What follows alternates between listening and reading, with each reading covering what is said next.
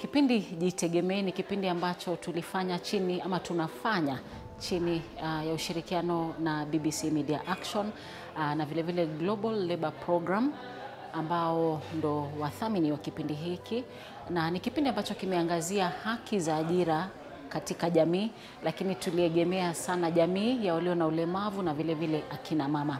Ni kipindi ambacho kimetoa ufahamu kwa muda wa mwaka moja sasa. Ni kipindi ambacho kimetoa ufafanuzi kwa jamii kwamba wengi hawakufahamu haki zao kazini. Hata hususan sekta ya jua kali hawakujua kwamba bado naweza kufanya kwenye sekta hii na niwe na mkataba.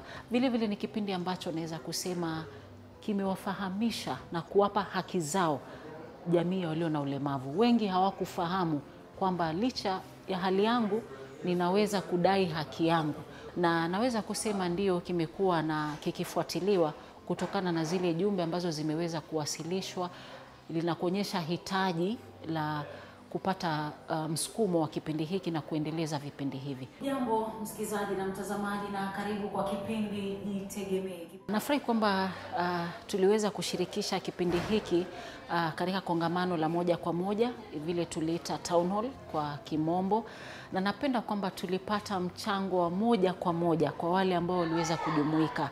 Mbali na wale wataalam, tulikuwa na wale waathiriwa wa moja kwa moja ambao waliweza kuelezea taswira zao, visa vyao ambao walikumbana navyo, na kupata pale walipata majibu ya moja kwa moja. Vile vile pia kongamano hizi zilitupa ongezeko la wale wanaosikiliza na kufuatilia vipindi vyetu kwenye mitandao ya kijamii. Nimekuwa na ufahamu wa jinsi ya kuendesha mahojiano kati ya jamii ya walio na ulemavu, kitu ambacho sikujua. Pili, nimeweza kutambua makosa ambayo sisi hufanya kama wanahabari.